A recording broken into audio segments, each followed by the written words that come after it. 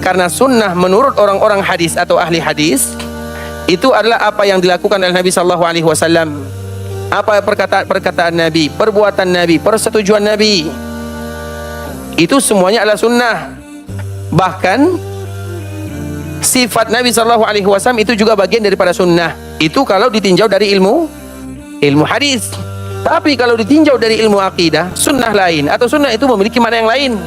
Karena sunnah bagi orang-orang yang usuluddin, atau bagi mereka yang berkecimpung dalam dunia akidah atau membahas tentang akidah, makna sunnah itu adalah bagian daripada agama itu sendiri. Ini sunnah, ini bukan sunnah. Maknanya berkaitan dengan akidah dan manhaj. Kalau orang-orang fikih, mereka mengatakan kalimat sunnah, maka sunnah itu adalah hukum. Ini hukumnya sunnah, ini hukumnya wajib, ini hukumnya mubah, ini hukumnya makruh, ini hukumnya haram. Itu adalah kata-kata sunnah. Jadi sunnah itu ikhwatul Islam dilihat dari siapa yang mendefinisikannya. Dan kita sebagai umat Nabi sallallahu alaihi wasallam tidak melihat yang demikian. Apabila itu adalah bagian daripada sunnah Nabi sallallahu alaihi wasallam, baik itu perkataan Nabi, atau perbuatan Nabi, atau persetujuan Nabi, atau akhlak Nabi, atau sifat Nabi, maka kita ingin berusaha untuk mencontoh Nabi sallallahu alaihi wasallam. Karena sunnah, kalau kita lihat secara hukum fikih, sunnah itu apa artinya? Katakan sunnah dilaksanakan dapat pahala, ditinggalkan tidak mengapa, maka semua kaum muslimin akan meninggalkannya karena tidak. Tapi coba kita rubah bahasanya, dilakukan dapat pahala, ditinggalkan rugi. Yang penting Nabi melakukan yang demikian, dan Nabi sallallahu alaihi wasallam menganjurkan, maka kita tinggal melakukan, selesai. Karena kalau kita fokus membahas hukum ikhwatul Islam, sampai bila kita akan nanti membahas dan kita tidak melakukan, agama itu bukan pembahasan, tapi agama itu adalah penerapan dan pelaksanaan. Karena biasanya di antara salah satu kaidah yang paling banyak bertanya, yang paling banyak bercerita, itu adalah orang-orang yang apa? Orang-orang yang sedikit amalannya, karena amalannya sudah habis karena ceritanya.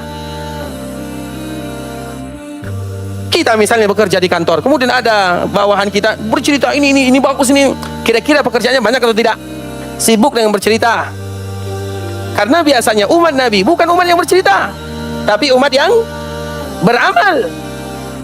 Makanya kita lihat ikhwatul Islam, umat yang bercerita itu umat-umat dulu. Coba kita lihat misalnya Allah perintahkan Bani Israel, lakukan ini, kenapa ini? Lakukan itu, kenapa itu? Ujung-ujungnya hampir saja mereka tidak beramal. Makanya kaidahnya yang banyak bercerita, maka biasanya sedikit beramalnya. Dan biasanya yang sedikit bercerita, mereka lah yang banyak amalannya. Itu kaidah ikhwatul Islam. Makanya di dalam agama itu kita tidak dituntut banyak inilah, tapi kita dituntut membahas tentang masalah ibadah. Sudah kita lakukan atau tidak? Kita tidak diperintahkan membahas kenapa sholat subuh itu ada 2, sholat zuhur itu ada 4, sholat maghrib itu ada 3. Pertanyaannya, kamu sholat subuh atau belum? Kamu sholat zuhur atau belum? Iya atau tidak? Karena yang diperintahkan kita itu, kita lebih fokus kepada ibadah. Karena kalau semakin banyak bertanya, makanya Allah mengatakan la tas'alu an asya'a in tubda lakum tasukum. Karena biasanya yang banyak bertanya, iya, ada orang banyak bertanya ingin beramal mengetahui, ada orang banyak bertanya mencari hilah. Makanya di dalam agama itu ikhwatul Islam, kita lihat dalam surah Al-Baqarah, ketika ayat ini turun, di dalam surah Al-Baqarah, yas'alunaka 'anil mahid, yas'alunaka 'anil yatama, itu hanya sedikit saja. Kenapa demikian? Karena para sahabat takut mereka mendapatkan teguran dari Allah Subhanahu wa taala. Karena kita lebih diperintahkan banyak beramal daripada bercerita. Karena biasanya sibuk membahas kira-kira apa hukum sholat berjamaah. Oh, ada yang mengatakan sunnah, ada yang mengatakan ini. Kalau kalian sholat berjamaah di masjid bersama kaum muslimin, selesai ceritanya. Tidak perlu lagi bahas hukum. Karena Nabi sallallahu alaihi wasallam yang memerintahkan kita kaum muslimin melakukan yang demikian. Kita sibuk imam ini, imam itu. Kemudian kita tidak sholat berjamaah bersama kaum muslimin. Tak ada gunanya. Karena ilmu ini, ilmu yang kita bahas, kita pelajari, itu bukan tujuan. Ilmu itu adalah wasilah. Tujuannya adalah mendekatkan diri kepada Allah. Itu adalah tujuan kita bersama. Begitu juga dengan sunnah Nabi sallallahu alaihi wasallam. Sunnah itu bukan untuk dibahas ini, tidak. Tapi kalian amalkan atau tidak. Dan ingat ikhwatul Islam, kita kalau bisa mengamalkan sunnah Nabi, terlepas daripada hukumnya, alhamdulillah. Karena ada di antara kita yang bertahapan. Kalau dia belum sanggup melakukannya, berdoa kepada Allah. Jangan pernah menghinakan orang-orang yang telah menerapkannya. Walaupun itu masalah-masalah yang sepele. Itu saja kaedahnya. Kita selalu mencontohkan yang demikian ikhwatul Islam. Di zaman Nabi sallallahu alaihi wasallam, Nabi sallallahu alaihi wasallam pernah mengatakan, "Kul biyaminik." Wahai fulan, Makan dengan tangan kananmu. Itu perkara biasa ikhwatul Islam. Makan dengan tangan kanan, minum dengan tangan kanan. Itu sunnah Nabi. Apa hukumnya? Terlepas. Tapi itu adalah bagian daripada sunnah Nabi SAW. Dan kita kaum muslimin bangga dengan apa yang disebutkan oleh Nabi. Dan setiap syariat dan agama pasti memiliki hak yang terbaik, atau pasti memiliki yang terbaik, hikmah yang terbaik.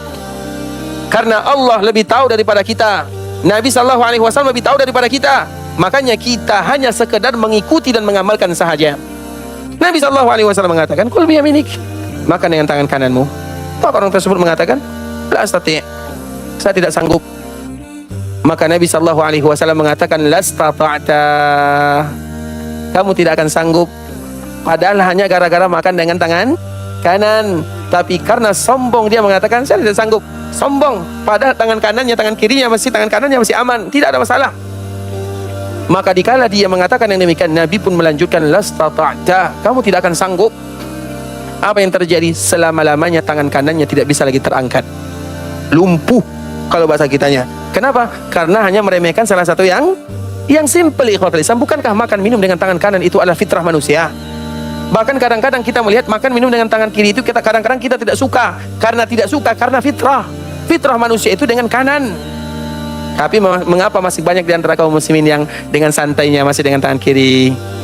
Dengan tangan kiri, ngambil dengan tangan kiri, kan masih ada tangan kanan. Kalau kita tidak sanggup, itu lain ceritanya, karena ada alasan. Contoh yang lain misalnya, Nabi SAW memerintahkan, kalau kalian bangun, kalau kalian tidur, kemudian kalau kalian bangun, maka di antara sunnah yang pertama kali harus kalian lakukan adalah membersihkan tangan. Namanya tidur. Kalau orang tidur itu tahu atau tidak apa yang terjadi? Tidak tahu. Kemudian ikhwatul Islam, maka ada salah seorang yang mengatakan, aku tidak perlu membersihkan tangan, karena aku tahu apa yang di mana tanganku berada, aku tahu. Tidaklah dia mengatakan kalimat ini kecuali hanya ingin membangkang sahaja, ingin banyak komentar dan tanggapan. Maka di saat itulah dia pun tidur. Ketika dia tidur ikhwatul Islam, di malam hari, di pagi harinya, tangannya sampai ke sikunya masuk ke dalam tuburnya. Padahal kebanyakan kaum muslimin ketika kita tidur, baik itu tidur malam atau tidur siang, mencuci tangan atau tidak? Ada yang mencuci tangan, ada yang tidak. Yang mencuci tangan alhamdulillah, yang tidak bisa jadi karena lupa, atau karena tidak tahu, atau karena malas. Selesai. Tapi ada orang yang, ini kenapa ini? Maka kalimat-kalimat seperti ini, ikhwatul Islam, itulah orang-orang yang tidak bangga dengan sunnah Nabi SAW. Kita selalu mengatakan masalah-masalah yang sepele saja. Ini pernah terjadi, diceritakan oleh Imam An-Nawawi, juga diceritakan oleh Imam Ibnu Katsir rahimahullahu ta'ala. Diceritakan oleh ulama ini, ikhwatul Islam, ini masalah sunnah simple. Tapi yang menjadi masalah itu adalah mereka yang bermain-main dengan sunnah Nabi SAW. Karena ada di antara kaum muslimin, mereka belum bisa melaksanakan sunnah, tapi mereka mengakui, saya belum sanggup. Selesai. Karena Abu Bakar As-Siddiq radhiyallahu ta'ala anhu pernah mengatakan, tidak ada satupun sunnah Nabi SAW kecuali aku berharap kepada Allah Azza wa Jal, sebelum aku meninggal aku pernah melaksanakannya walau satu kali. Secara umum kita tidak membahas masalah hukum, karena kalau terlalu banyak kita bahas masalah hukum, ujung-ujungnya kita malas beramal. Kemudian ikhwatul Islam, ini masalah sepele, masalah siwak. Jadi ada orang, salah satu di Basra, dia bermain-main, bercanda. Siwak, biasanya siwak dijadikan apa namanya? Dijadikan membersihkan mulut. Dan siwak itu wajib atau rukun? Sunnah. Yang melakukan alhamdulillah, yang tidak melakukan juga tidak menjadi masalah. Nabi mengatakan, laula an asyqa ala ummati la amartuhum bisiwak inda kulli salah. Kalaulah tidak memberatkan umatku, aku akan perintahkan mereka untuk bersiwak setiap kali salat, bersiwak setiap kali wudhu. Tapi itu berat atau ringan? Berat atau ringan? Berat ikhwatul Islam. Kayu siwak sulit didapatkan di sini. Di mana kita cari? Belum lagi saudara-saudara kita yang ada di belahan dunia yang lain. Makanya Nabi mengatakan, kalaulah tidak memberatkan, tapi itu memberatkan, ujung-ujungnya Nabi tidak mewajibkan. Yang melakukan silahkan, yang tidak melakukan juga tidak menjadi masalah. Tapi jangan dihina. Jangan pernah kita mengatakan, Ustaz, siwak itu tidak cocok di negara kita, karena kita makan jengkol. Bukankah ini merupakan kalimat penghinaan? Kalau tidak pakai siwak, selesai. Tidak perlu mengatakan kalimat-kalimat yang bisa membuat hati Nabi sakit. Nabi mengatakan ini sunnah, selesai. Ini yang perlu dijaga oleh kaum muslimin. Kalau tidak sanggup melakukannya, jangan hinakan orang melakukannya, atau jangan memperolok-olokkan agama. Disitulah terletaknya masalah kaum muslimin. Sudahlah dia tidak melakukan, menghina orang yang melakukan, berarti istihza namanya. Itu adalah dosa besar. Makanya tadi kita contohkan, ini ada cerita orang laki-laki yang hamil. Apakah ada laki-laki yang hamil? Ada. Ini jawabannya. Siwak ini, dikala dia orang mengatakan untuk dipakai untuk giginya, maka dia bercanda gini-gini di duburnya untuk menghinakan, bercanda. Tapi ingat, bercanda itu kalau dalam masalah agama itu bahaya. Jangan dijadikan agama sebagai bahan candaan, salat sebagai candaan, puasa sebagai candaan, agama sebagai candaan, ibadah sebagai candaan. Bahaya. Qul abillah wa ayatihi wa rasulihi kuntum tastahzi'un. Apakah Allah yang kalian jadikan sebagai bahan candaan? Apakah ayat-ayat Allah yang kalian jadikan sebagai bahan candaan? Bercanda, ikhwatul Islam, ini mohon maaf ya. Bercanda dalam urusan agama itu bahaya. Makanya bercanda itu dosanya besar. Karena biasanya bercanda tidaklah keluar kecuali karena kebohongan atau dalam urusan agama yang membuat orang tertawa dengannya. Maka itu adalah di antara perkara dosa yang sangat besar. Makanya mereka yang paling berat siksaannya adalah orang yang membuat orang lain tertawa dan dia berbohong walau urusan dunia. Kalau urusan agama lebih parah lagi, ada siksaan atau ada ancaman yang lebih berat lagi. Maka orang ini mungkin dia bercanda. Yang tadi siwak sepertikan, dibuat ke duburnya. Apa yang terjadi? Esok dia langsung hamil. 3 hari lamanya. Hamilnya cuma 3 hari. Isi perutnya adalah hewan. Kepalanya seperti kepala ikan, ada giginya, ekornya seperti tikus.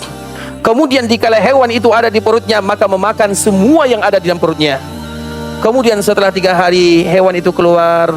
Kemudian setelah hewan itu keluar dibunuh oleh kaum muslimin. Kemudian dia pun pada akhirnya meninggal dalam keadaan bercanda dalam urusan agama. Padahal itu hanya masalah siwak.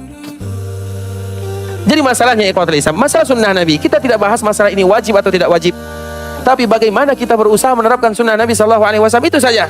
Dan kita tidak tahu tentang sunnah Nabi SAW kecuali kalau kita belajar dan mengetahuinya. Dan itu adalah kewajiban kita. Dan di antara salah satu bentuk kecintaan kita kepada Nabi SAW adalah dengan mempelajari sunnah Nabi SAW. Sunnah Nabi yang mana? Semuanya dengan tahapan-tahapannya.